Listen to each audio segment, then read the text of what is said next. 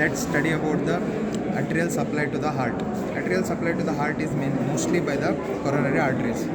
Coronary arteries arises from the base of the ascending aorta.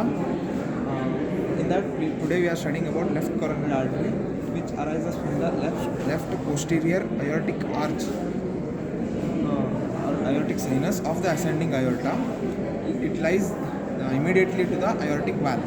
This is the origin of the left coronary artery. Then let's go for the branches. The left coronary artery, after arising, it comes towards the left ventricle after the left atrium, and it gives left anterior descending artery of left coronary artery, which supplies the left ventricle. It descends downwards and goes through the apex and towards the back, and it also gives some diagonal branches which supply some part of the left ventricle, 2 to 3 in number. Then it goes through the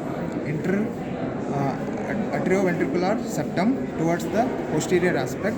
Here it gives the thick branch called as circumflex branch, which is further going and giving left marginal branch in the left border of the heart. Then later it moves to the coronary sulcus. In coronary sulcus, if it forms the posterior interventricular artery, then it is said that it is having left dominance, which is very rare. Right dominance is common.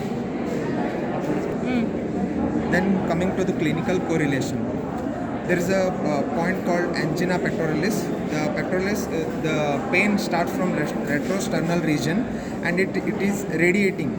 We'll feel like compressing and pulling pain in the chest region. In the retrosternal region, the origin takes place, and it radiates towards the hand and left hand, and in the medial aspect, it reaches till the small finger, little finger. And this condition, it happens in when the person is doing strenuous exercise or is running or something like that. In rest position, it is not seen, because the compensation is there. When there is a low supply of blood, then it is compensated, but when there is a large need of blood, heart starts pumping more, and when there is something occlusion or something, the heart muscles unable to get enough blood, so there is a pain due to the inflammation of the coronary arteries. Then myocardial infarction is in case it is sudden infarction, sudden pain, means there is a decrease in blood supply to the heart muscle due to it happens due to prolonged obstruction of the coronary arteries. The main difference between angina and myocardial infarction is that angina pectoralis, it prolongs for 20 to 30 minutes, and it occurs lately, and the pain can be referred only during when the person is doing exercise or is doing heavy work and breathing heavily and need more cardiac output. But myocardial infarction happens suddenly and lasts for only it can last for 30 minutes, but less than it can last for 30 minutes, more than angina pectoralis, and it happens during rest phase.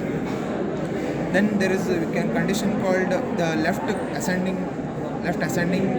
anterior descending artery of the left coronary artery is more prone for occlusion, and these occlusions can be found out by cannulation through femoral artery from the lower limb to that it comes to arch of aorta, and whenever the stain is pushed, the whole part of aorta takes the stain except that occluded region. It appears like opaque in the CT scan, so that we can find there are occlusions in the artery. And LAD is also called as widowmaker's artery.